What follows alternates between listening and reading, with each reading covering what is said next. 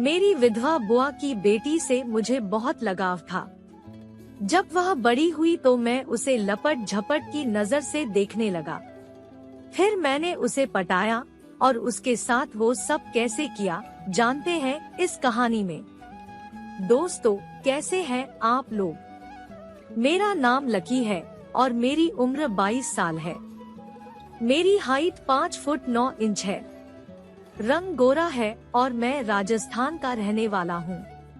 मेरे परिवार के पास काफी पैसा है और काफी जमीन जायदाद आदि है। आप सबके लिए मैं नई कहानी लेकर आया हूँ। यह एक सत्य घटना है। मेरे परिवार में और मेरे माता पिता ही हैं। मेरी एक बुआ भी है। उनकी एक लड़की है मणि, जो मुझसे 2 साल बड़ी है। मणि एक सुंदर लड़की है।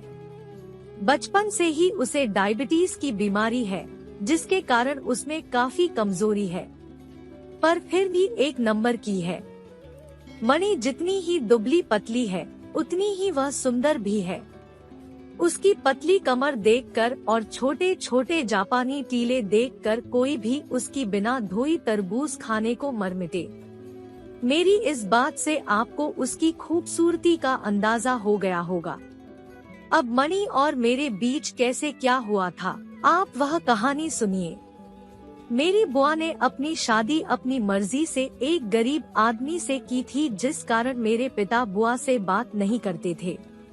शादी के बाद मेरी बुआ किसी दूसरे शहर में रहने लगी थी, पर बुरा तो तब हुआ जब फूफा जी की मृत्यु हो गई। तब बुआ के पेट में मणि आ चुकी थी और उसका जन्म होने वाला था। बुआ की इस हालत में भी मेरे पिताजी ने उनकी कोई मदद नहीं की, पर मेरी माँ ने बुआ की इस हालत को देखकर उनको अपनी एक सहेली के घर बुला लिया और उनकी देखभाल की। इस तरह से मणि का जन्म हो गया।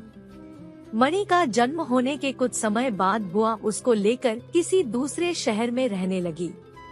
उनकी आर्थिक सहायता मेरी माँ ने की। मणि के 2 साल बाद मेरा जन्म हुआ। हम दोनों बड़े होने लगे।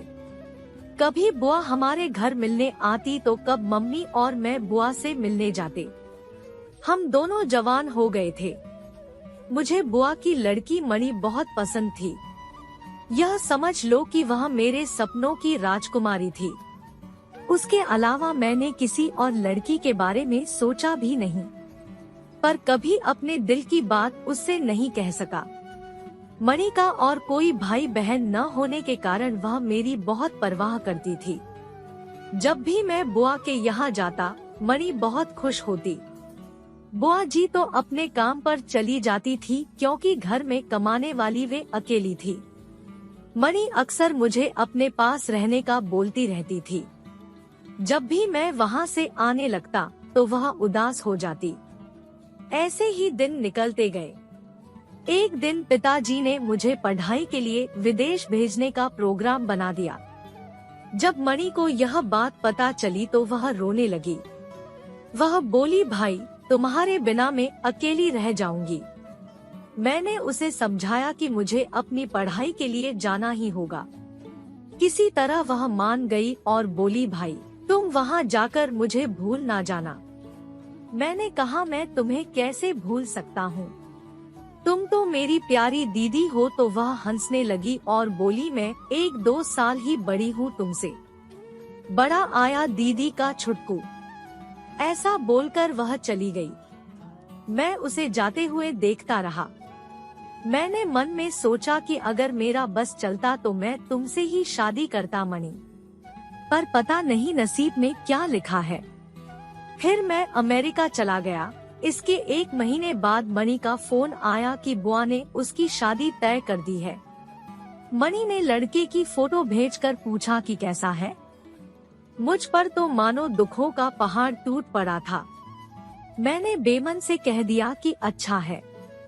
वह बोली, मैं तुम्हारे आए बिना शादी नहीं करूंगी, तुम जल्दी आ जाओ। मैंने उसे गुस्से में बोल दिया, मैं 1 साल से पहले नहीं आ सकता। वह उदास हो गई। मैंने उससे न आने की बोलकर फोन काट दिया और उसका नंबर भी ब्लॉक कर दिया, क्योंकि मैं अपने बचपन के प्यार को किसी और की बाहों में नहीं देख सकता था।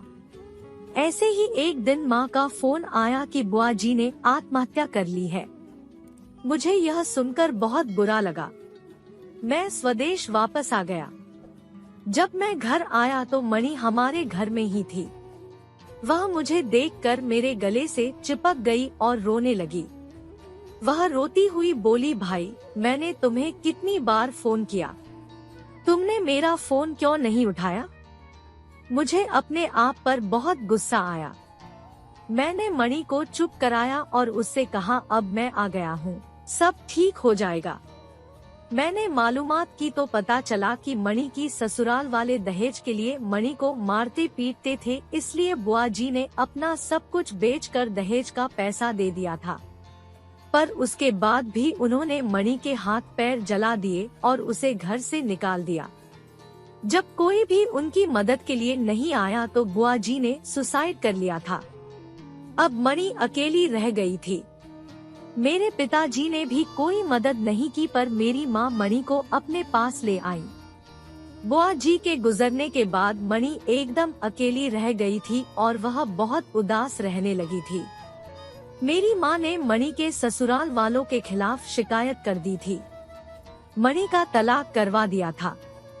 माँ ने पिताजी को बिना बताए चोरी से मुझे पैसे दिए और कहा कि मणि को भी अपने साथ विदेश ले जा और वहाँ इसका इलाज करवा। उसे समझा कि अपनी जिंदगी में आगे बढ़े। यह यहाँ रहेगी तो अपनी माँ को नहीं भुला पाएगी। मैं मणि को अपने साथ ले आया। अमेरिका आने के बाद मैंने मणि को डॉक्टर को दिखाया। डॉक्टर ने मणि से पूछा कि उसे क्या प्रॉब्लम है।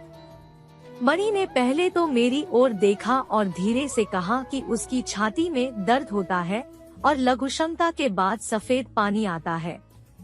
यह बोलते ही उसका मुंह शर्म से झुक गया। उसने डॉक्टर से यह भी कहा कि उसे डायबिटीज है। डॉक्टर ने उसे दवा लिख दी और जले हुए भाग पर लगाने को क्रीम दी। उसके बाद हम दोनों घर आ गए। मैंने मणि से फ्रेश होने को कहा। वह बाथरूम में चली गई। जब वह नहाकर बाहर आई तो मैं देखता ही रह गया। उसने केवल टॉवल लपेटा हुआ था। मणि को देखकर मेरे मुंह में पानी आ गया। सच में वह बड़ी गजब लग रही थी। फिर मेरा मन यह सोचकर उदास हो गया कि इसके पति ने इसको जमकर लपेटा होगा, भरता बना दिया होगा। मणि मेरे पास आई और बोली, लकी तुम बाहर जाओ, मुझे क्रीम लगानी है। मैंने कहा, अब मैं बाहर कहाँ जाऊँ? मणि बोली, मुझे नहीं पता, पर मैं तुम्हारे सामने क्रीम नहीं लगा सकती। उसकी बात सुनकर मैं बाथरूम में घुस गया और हल्का सा दरवाजा खोलकर बाहर देखने लगा। मेरे जाते ही मणि ने टॉवल निकाल दिया। देखकर मेरा बुरा हाल हो गया। मैंने बाथरूम में ही गुलाटी मरना शुरू कर दी और अपना वज्रपात गिरा दिया। तभी उसने आवाज देकर मुझे बाहर बुला लिया। उसने कपड़े पहन लिए थे। अब मुझे मणि को लपेटना था, पर समझ नहीं आ रहा था कि क्या करूं। दूसरे दिन मेरी एक फिरंगी गर्लफ्रेंड ऐना आई। वह मेरे ही कॉलेज की लड़की थी। मैंने उससे हेलो कहा तो वह मुझे आगे बढ़कर मेरे गले से चिपक गई और मुझे लिप किस करने लगी। विदेश में ये आम बात है। ऐना मुझसे मिलकर वहाँ से चली गई, पर मणि गुस्से में उसे और मुझे देखती रही। अब मणि मुझसे सही से बात नहीं कर रही थी। मुझे लगा उसे अपनी माँ की याद आ रही होगी। रात को ऐना का फोन आया। मैं उससे बात करने लगा। ऐना ने वीडियो कॉल की थी और मैं मणि के सामने उससे बात कर रहा था। मणि मुझे उससे बातें करती देखकर काफी गुस्से में लग रही थी। शायद उसको मेरा दूसरी लड़कियों से बात करना पसंद नहीं आ रहा था। मैंने ऐना से बात करते हुए उसे बताया कि मैंने तुम्हारे घर के पास ही अपना नया घर ले लिया है। वह बड़ी खुश हुई और पूछने लगी कि कब बदल रहे हो घर। मुझे मणि के आने के कारण 1-2 कमरे वाला फ्लैट लेना था, तो मुझे अगले ही दिन अपना फ्लैट बदलना था। मैंने ऐना को बताया कि मैं कल ही नए घर में शिफ्ट हो जाऊंगा। वह बड़ी खुश हुई। मैंने अगले दिन घर बदल लिया और मैं अब ज्यादातर ऐना के पास ही रहता था। ऐना और मैं कई बार झपट चुके थे। आप लोग तो अमेरिकन लड़कियों को जानते ही होंगे, इनकी लपटने में कितनी रुचि होती है। अब तो ऐना की कई सहेलियां भी लपटा चुकी थी। मणि ने मुझसे कई बार कहा कि इन फिरंगी लड़कियों से दूर रहो, पर अब मुझे तो उनकी चस्का लग गया था। मुझे मणि पर भी इस बात का गुस्सा था कि उसने अपने पति से लपटा लिया था, जबकि मैं उसे दिल से प्यार करता था। इसलिए ज्यादातर तो मैं उन लड़कियों से मणि को जलाने के लिए मिलता और मणि के सामने लड़कियों को किस भी करता। समय ऐसे ही बीतता रहा और हम दोनों को अमेरिका आए हुए काफी समय हो गया। इस वक्फे में मणि ने एक बार भी झपटा नहीं था। वह करती भी किसके साथ? यहाँ पर उसका कोई दोस्त या जानने वाला था ही नहीं। एक दिन मणि को तेज बुखार हो गया। मैंने डॉक्टर को दिखाया तो डॉक्टर ने उसे दवा दी। डॉक्टर ने मुझे बताया कि खाना न खाने और अपनी सेहत का ध्यान रखने से यह बीमार हो गई है। उसकी अच्छे से देखभाल करने को कहा। बुखार में मणि काफी कमजोर हो गई थी। शायद उसने कई दिनों से सही से खाना नहीं खाया था। जब मणि को होश आया तो मैंने उसे खाना न खाने का कारण पूछा। मणि रोने लगी। मैंने उसे अपने गले से लगा लिया। उसे रोती देखकर मुझे बहुत बुरा लग रहा था। मणि रोती हुई बोली, भाई तुम तो सारा टाइम उन लड़कियों के साथ रहते थे, मैं बहुत अकेली हो गई थी। तुम इकलौते इंसान थे जिससे मैं अपने दिल की बात कर सकती थी, पर तुम मुझसे सही से बात भी नहीं करते थे। माँ के चले जाने के बाद तुम ही मेरा सहारा थे, तुमने भी मेरा साथ छोड़ दिया। मुझे मणि की बात सुनकर उस पर दया आई। मुझे अपनी गलती का एहसास हुआ। उसे मेरी जरूरत थी, पर मैं दूसरी लड़कियों के साथ मिलकर उसे जला रहा था। तो दोस्तों, ये थी हमारी आज की कहानी। उम्मीद करते हैं कि आपको पसंद आई होगी। वीडियो को लाइक कर दीजिए और चैनल को सब्सक्राइब कर लीजिएगा। और हाँ, कमेंट बॉक्स में अपनी कीमती राय जरूर दीजिएगा। मिलते हैं आपसे अगली वीडियो में, तब तक के लिए धन्यवाद।